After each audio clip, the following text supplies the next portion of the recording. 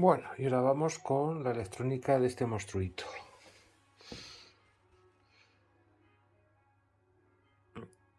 Vamos a limpiar esto. Averiguar si es posible ponerlo a 220. O el transformador solo tiene un devanado de 115. Toca investigar un poco. De momento le vamos a sacar las lamparitas, que aquí no pintan nada y se pueden romper. Vamos a hacer un análisis previo de este amplificador. Es un KT10 de la casa Leak, un amplificador británico que, según me comentó el propietario,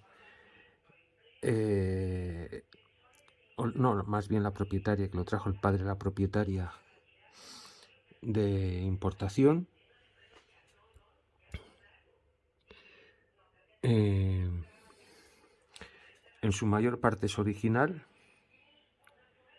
Parece ser que solamente ha sido reparado una vez. Yo he desconectado ya este electrolítico, que se ve que es de una reparación, y que nos hace intuir que la avería que tuvo hace bastantes años, por cierto, debió cruzarse este condensador.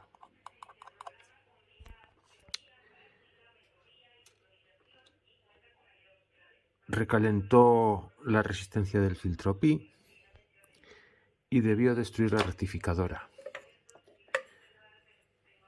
Esta es la rectificadora que tiene actualmente. Se ve que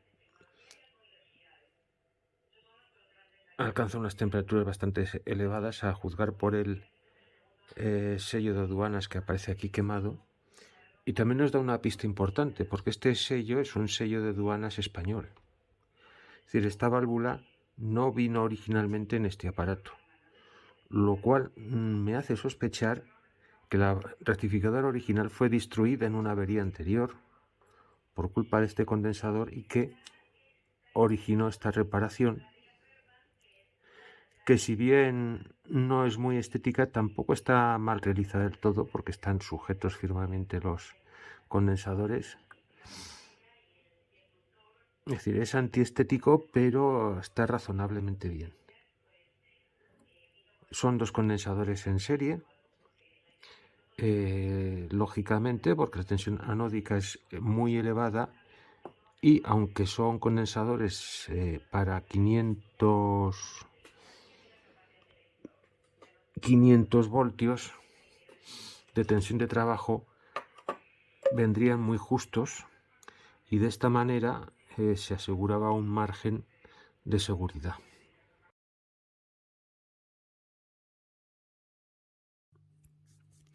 Y aquí tenemos nuestro amplificador. Estos esquemas de amplificadores, como vemos, son muchísimo más sencillos que los que estamos acostumbrados a ver en los equipos de radio, pero no obstante tienen sus sutilezas. Sus sutilezas porque lo que buscan es tener una reproducción del sonido lo más perfecta posible.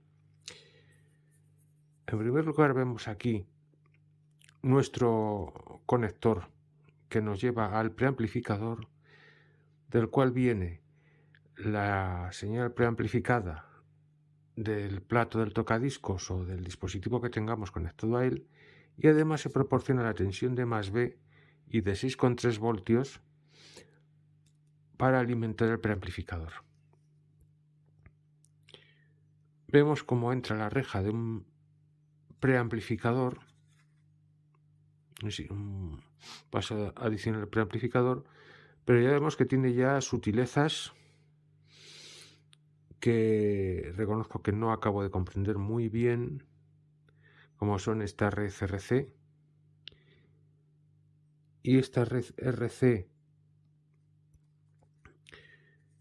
puestas en el cátodo, que parece ser que están relacionadas con una compensación en la fase de la realimentación negativa del equipo para que llegue a las mejores condiciones posibles. Es interesante ver cómo la reja pantalla no es alimentada directamente por una resistencia, sino que está alimentada a través de un divisor de tensión, con el objeto de tener una tensión lo más estable posible en la reja pantalla, y ataca a lo que es un divisor de fase. Observad que la señal entra en este primer tríodo y este segundo tríodo tiene la reja referenciada a masa, más unas resistencias de cátodo que comparten ambos tríodos y que van a producir un curioso efecto. Cuando esta válvula empieza a conducir, porque llega aquí una tensión menos negativa, que aumenta aquí la corriente, va lógicamente a aumentar la corriente en esta red de resistencias, que va a aumentar la diferencia potencial en este punto, haciendo ligeramente más negativas las rejas respecto a masa. Pero como tiene aquí ya una señal que está haciendo que circule una corriente más elevada de la que corresponde al reposo, este aumento de tensión va a provocar que esta rejilla vea aquí una tensión más negativa y conduzca menos. Y al revés, si polarizamos esta rejilla mucho más negativa, circulará menos corriente, la diferencia de potencial en este punto, al circular menos corriente, decrecerá y esta rejilla será menos negativa y será esta válvula la que empiece a conducir. ¿Qué tenemos entonces? Que cuando esta válvula conduce más corriente, esta conduce menos y viceversa. Cuando esta conduce menos corriente, esta válvula conduce más corriente. Es de notar que este paso no tiene prácticamente ganancia, se aproxima a 1 o un poquito menos de 1.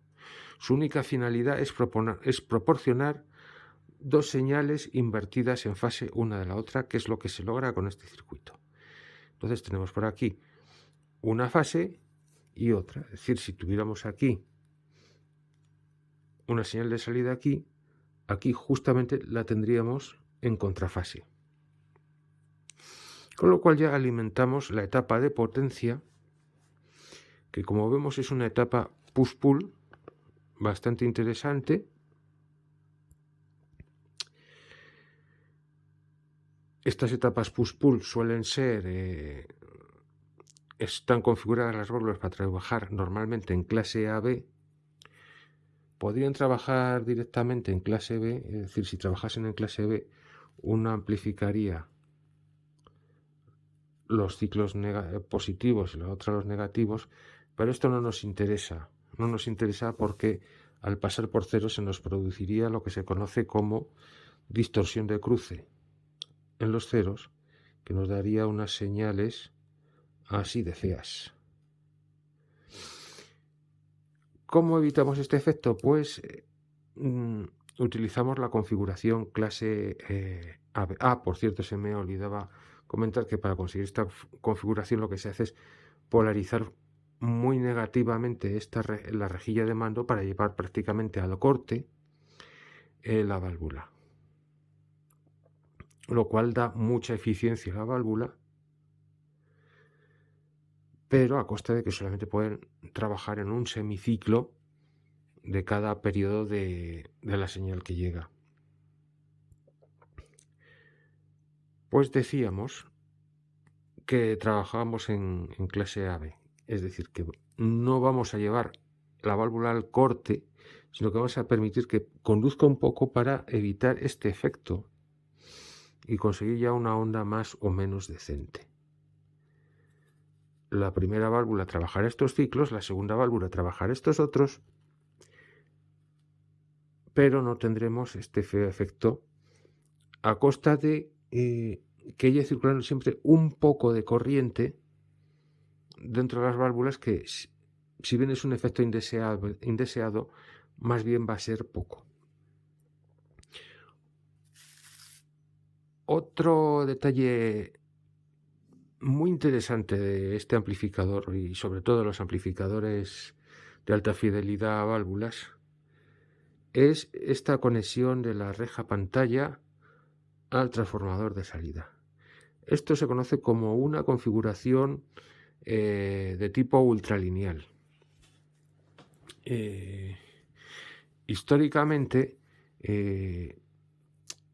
los triodos siempre han tenido una fidelidad mayor, pero tenían sus limitaciones en cuestión de la potencia que podían proporcionar. ¿Qué pasó? Pues se inventó el pentodo, el tetrodo de haces, estos concretamente son tetrodos de haces, añadiendo una segunda rejilla, con lo cual tenemos una válvula más eficiente, pero que sacrificaba la fidelidad de la válvula. Normalmente esto en equipos como los que tenemos costumbre de ver en radio no se tiene en cuenta, porque a fin de cuentas no son equipos de alta fidelidad, su sonido es aceptable, pero el mundo hi-fi pues es más tiquismiquis, por decirlo de alguna manera, y un oído entrenado sí puede notar la diferencia entre un triodo y un tetrodo. Si tú a esta válvula la conectas la reja pantalla a la placa, tendrías esta válvula configurada para trabajar en modo triodo y se comportaría como tal, y como tal tendría el mismo problema de pérdida de eficiencia. Pero aquí astutamente se descubrió experimentalmente que bien, queremos, por un lado queremos fidelidad, pero también queremos la potencia de la válvula. ¿Cómo lo hacemos? Tomando control de la reja pantalla. Vamos a meter una realimentación en la pantalla que va a ser gradual, va a depender de la señal que hay en cada momento, de forma que su capacidad de aumentar la corriente dentro del tubo va a depender de la tensión de la reja pantalla, y esta tensión está directamente relacionada con la señal que está viniendo por el transformador en ese momento. Es decir, tenemos una reja pantalla regulada, con lo cual tenemos una fidelidad cercana al triodo y una eficiencia a su vez cercana a la del tetrodo de haces. Esto se descubrió experimentalmente, se andaba buscando, y se descubrió también que necesariamente este control había que hacerlo con una fuente de baja impedancia como era el propio transformador. Se pensó en que si se podrían utilizar una red resistiva al estilo de lo que hice yo en la restauración de la Philips B 123A, no, la 321A, pero se necesita que la impedancia en la reja pantalla sea baja, cosa que no podemos conseguir con una red de resistencias sin afectar a la impedancia del transformador.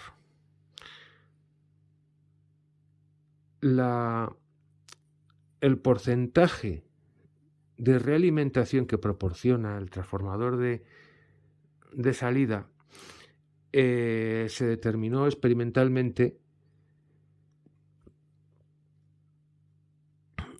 y no siempre y no todos los fabricantes utilizan el mismo. Concretamente Leak directamente lo que envía es el 50% de la señal a cada reja pantalla.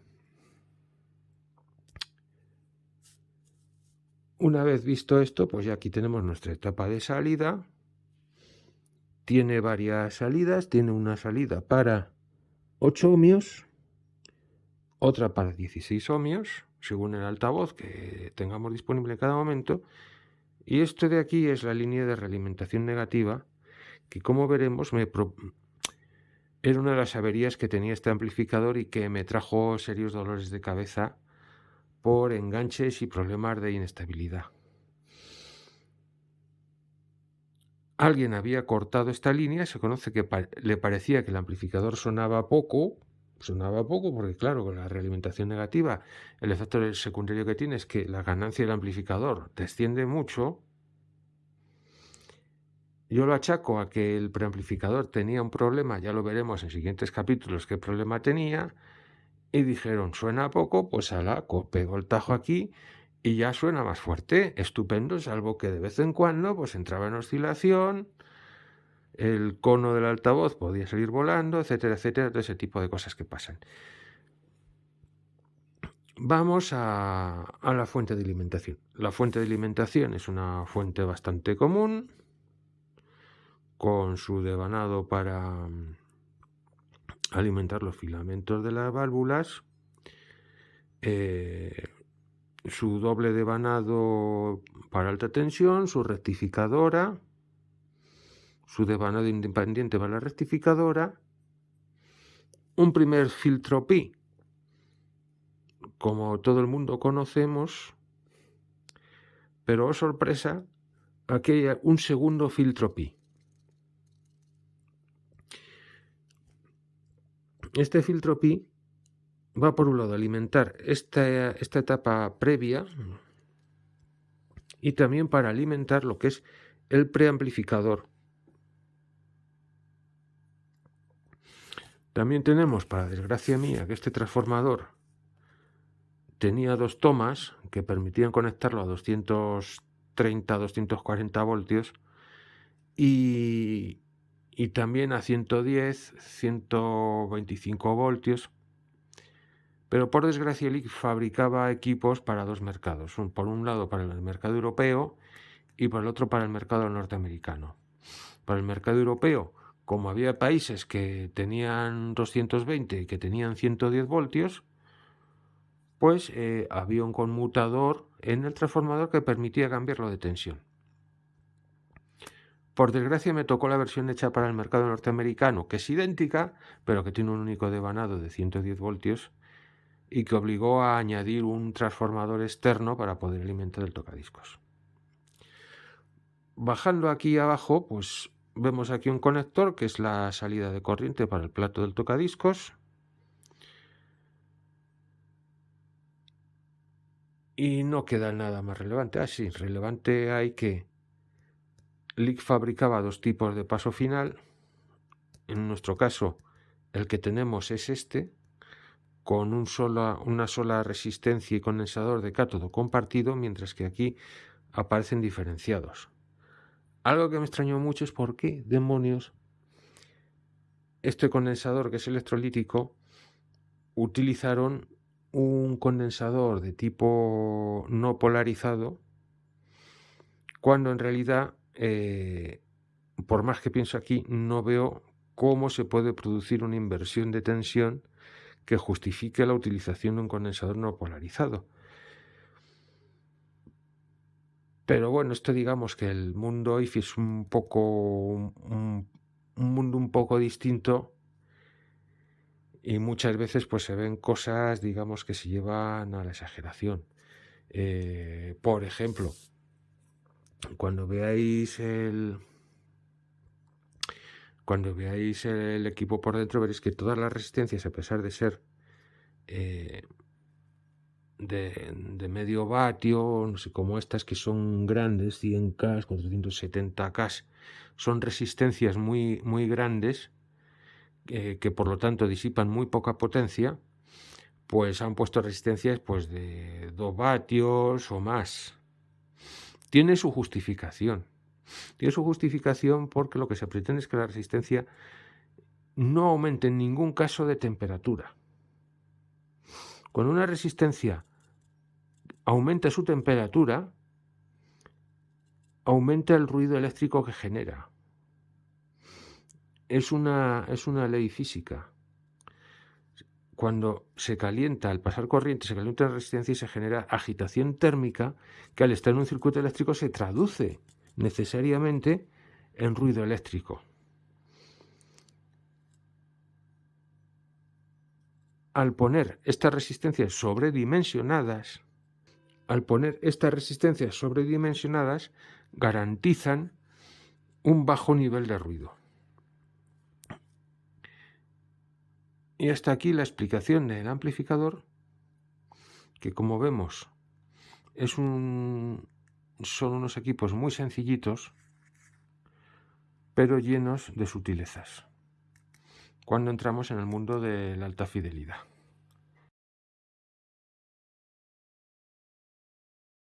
Por otro lado, en la anterior reparación hicieron algo que no me gusta, que es reparar el fusible.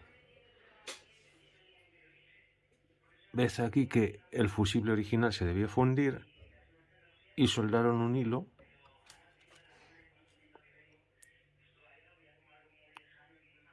Está muy bien soldado, pero es que eso no se puede hacer. No se puede hacer porque no sabemos, en caso de cortocircuito, qué intensidad es necesaria para fundirlo.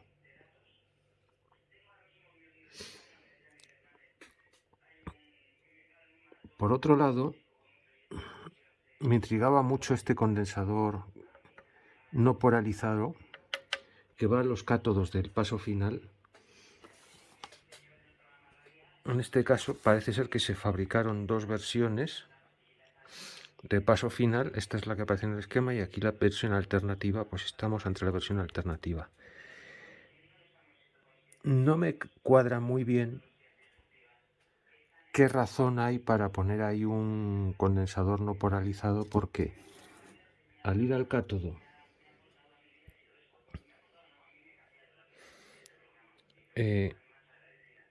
nunca hay realmente una tensión, una inversión de polaridad aquí en este punto. Porque la tensión anódica atraviesa la válvula, llega hasta el cátodo y en este punto siempre va a haber un potencial positivo. Pueden ser temas de calidad. No tengo muy claro en qué mejora la calidad del sonido un condensador no polarizado ahí, porque se podría haber puesto un condensador electrolítico corriente y el aparato debiera de funcionar bien.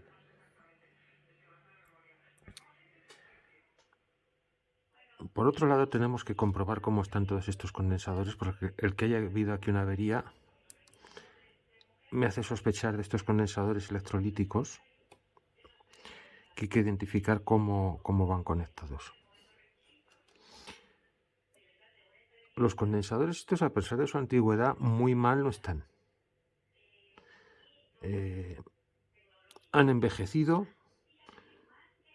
pero todavía son utilizables. No obstante, serán reemplazados por temas de seguridad. No me gusta aquí tener condensadores electrolíticos que, aunque aparentemente estén bien, puedan ocasionar una avería en el futuro. Respecto al condensador no polarizado, he podido comprobar que está prácticamente intacto, a pesar de ser uno de los condensadores originales. Es curioso, apenas tiene medio ohmio de ESR, no ha crecido demasiado de valor,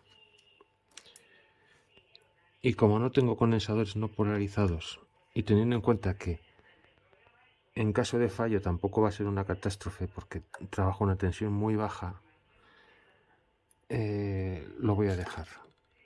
Vamos a ver qué nos dice el cantador chino sobre este condensador.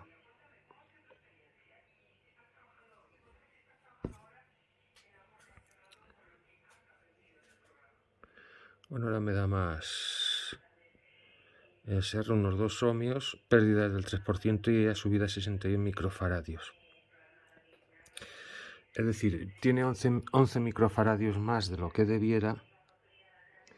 No está bien, pero tampoco es una exageración. Así que de momento se queda ahí.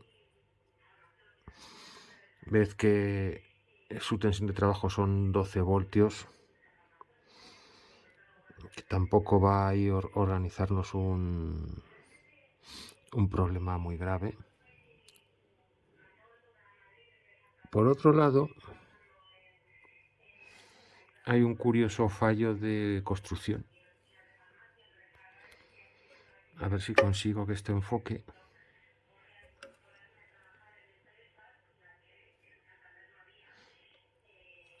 A ver si... Ahí. Cuando se construyó este equipo, se olvidaron de soldar ese componente. Es un condensador de 200 picofaradios, así que probablemente nunca lo notaron. Nunca lo notaron porque dudo mucho que tuviera un efecto muy apreciable en la calidad del sonido.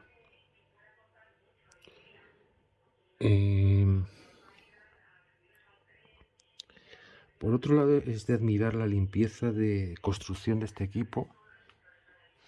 O sea, da gusto ver lo ordenado que está. El cableado de los filamentos es impresionante. La buena ejecución que tienen hechos. Este es otro condensador electrolítico, es el condensador de cátodo de la etapa previa, que podemos ver aquí. Este está absolutamente muerto.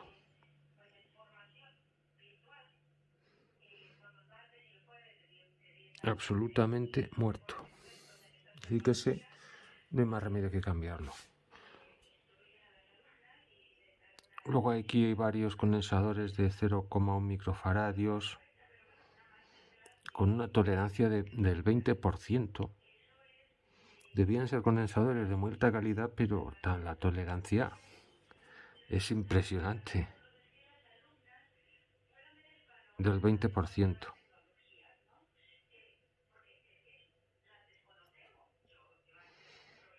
Estas resistencias también son de alta calidad, probablemente no se hayan ido de valor prácticamente nada.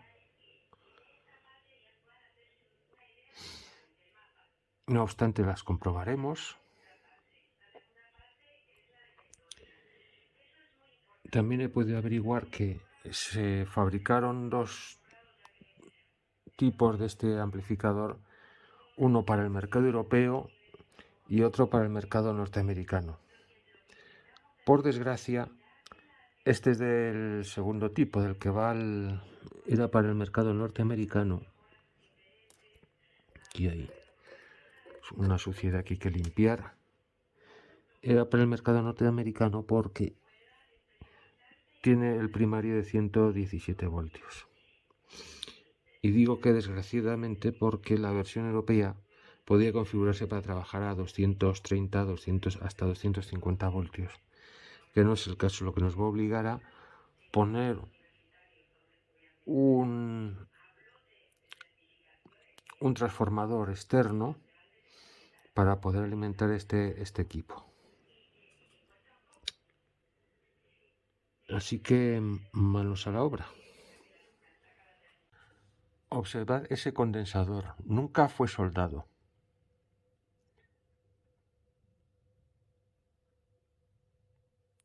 Y aquí 3/4 de lo mismo. Es curioso que, incluso siendo una marca de lujo o de alta gama, hayan tenido un fallo tan curioso.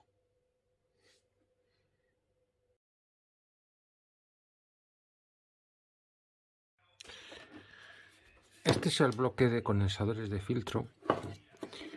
Uno efectivamente estaba cortocircuitado, fue el que debió provocar la avería anterior. Había pensado abrirlo para restaurarlo y meter condensadores dentro, pero realmente no hay forma de abrirlo sin destrozarlo. Así que vamos a intentar dejar el bloque de condensadores de adorno para no afectar la estética y instalar los condensadores de filtro por fuera. Hemos abierto la caja de condensadores y nos hemos encontrado con condensadores corrientes que han encapsulado dentro de esta caja donde meteremos los condensadores nuevos, esos de allí, y vamos a ver cómo nos queda el invento. Bueno, aquí está el bloque de condensadores listo para meter en la caja.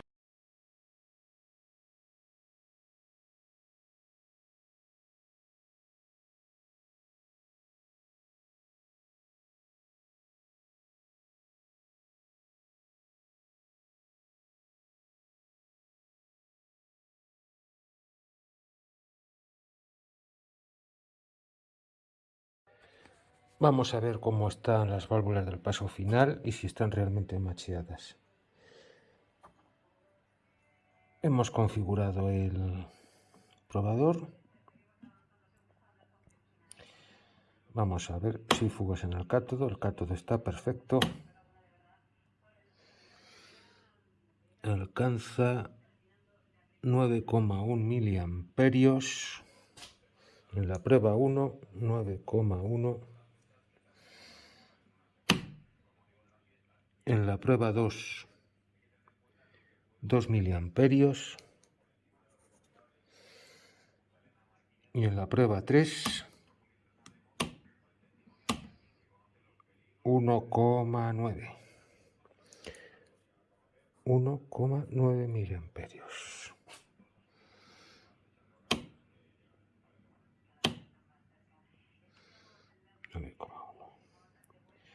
Vamos a probar la siguiente válvula. A ver qué tal está de macheada. Vamos a meter la otra.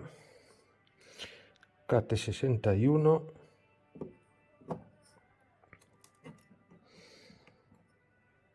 Y vamos a darle candela.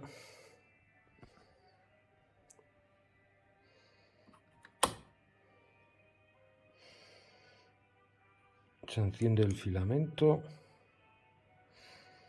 Vamos a ver si empieza a funcionar.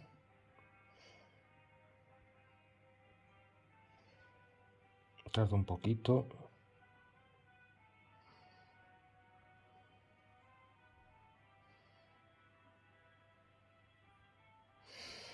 A ver hasta dónde sube.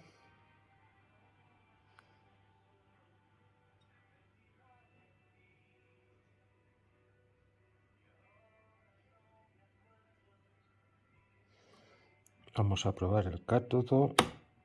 Perfecto, no tiene fugas. 9,1 en la prueba 1.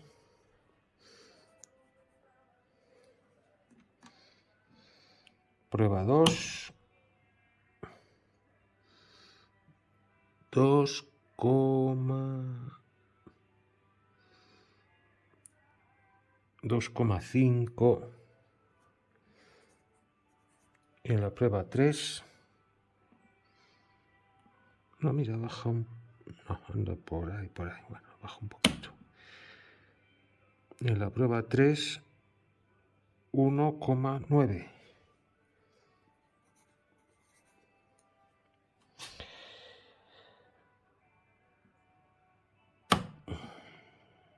Dos coma uno.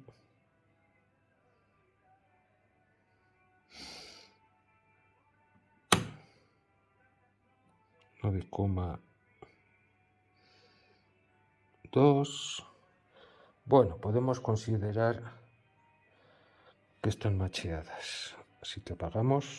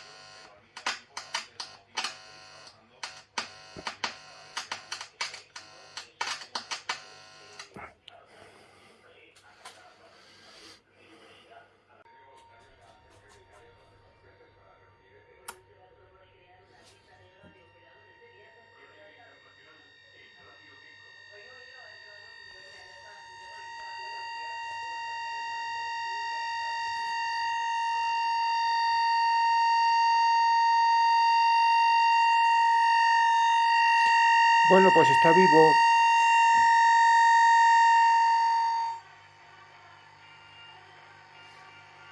El zumbido, no sé si lo están metiendo con el cableado del generador.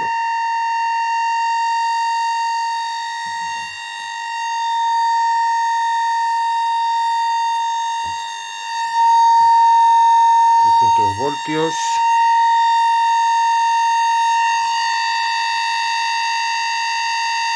Está consumiendo 34 vatios,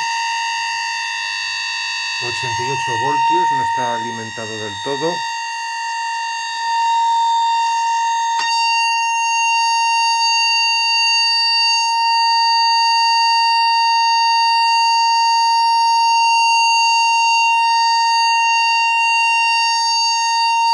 Ha mejorado mucho el sonido. No sé por qué hace eso.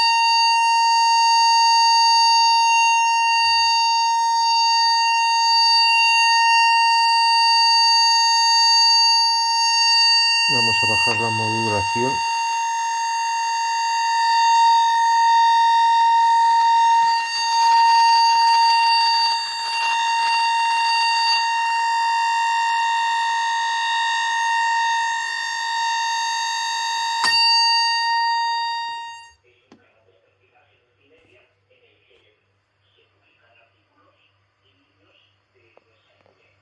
Hay un poco de siseo que va y viene. No me gusta.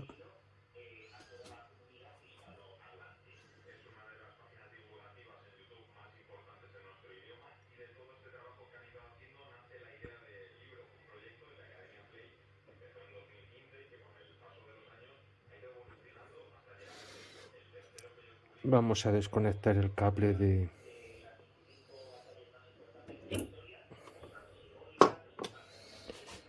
que viene del generador.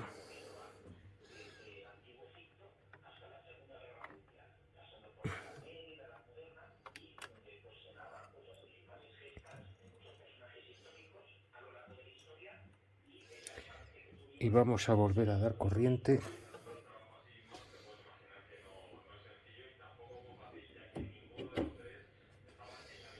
A ver si hay variaciones en raras, sonidos raros en el altavoz.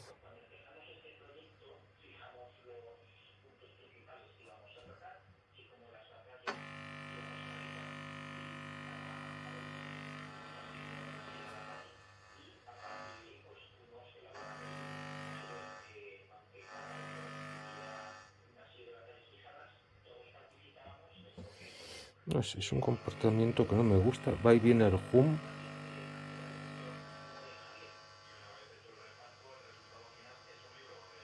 Quizás si le damos tierra a la entrada de la rejilla.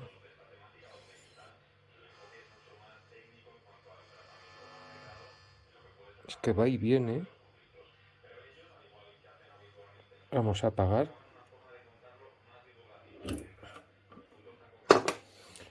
Y vamos a cortocircuitar la grilla.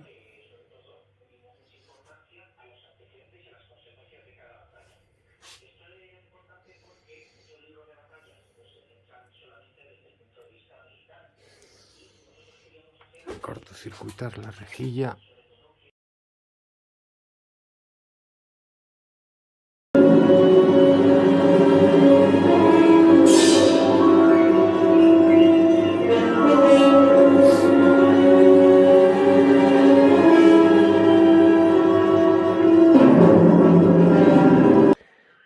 Después de echar a andar a la bestia,